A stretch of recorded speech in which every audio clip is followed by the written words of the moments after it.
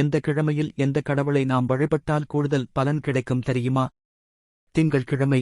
இது சந்திரனுக்கு அர்ப்பணிக்கப்பட்ட நாள். சந்திரன் மனதையும் உணர்வுகளையும் சீரமைக்கும் கிரகம். அதனால் திங்கட்கிழமை பார்வதி தேவியை வழிபடுவது மிகச்சிறந்தது. இது மன அமைதி, குடும்ப நலன் மற்றும் திருமண பொருத்தம் ஆகியவற்றுக்கு உதவும். செவ்வாய்க்கிழமை. அஞ்சாத மனமும் அதிக சக்தியும் கொடுக்கும் நாள். முருகப்பெருமான் மற்றும் ஆஞ்சநேயரை வழிபடுவது சிறந்தது. செவ்வாய்க்கிழமை விரதம் செய்தால் சக்தியும் துணிச்சலும், தீராத கடன் பிரச்சனைகள் தீரும் என நம்பப்படுகிறது. புதன் என்பது புத்திசாலித்தனம். அதனால் விநாயகரை வழிபடுவது சிறந்தது. இன்றைய நாள் மாணவர்களுக்கு படிப்பிலும் தொழில் வளர்ச்சிக்காகவும் மிக முக்கியமாக உதவும். வியாழக்கிழமை.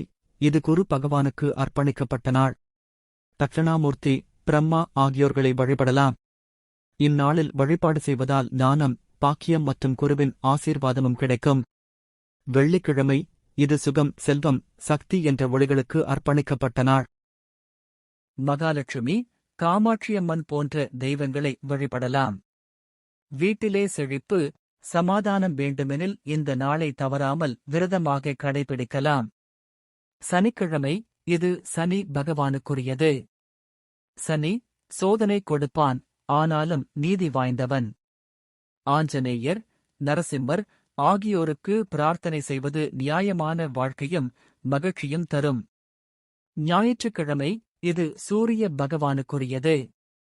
சூரியனை நாம் வழிபடுவது ஆரோக்கியம், பிரகாசமான வாழ்க்கை, தூய மனது ஆகியவற்றை கொடுக்கும்.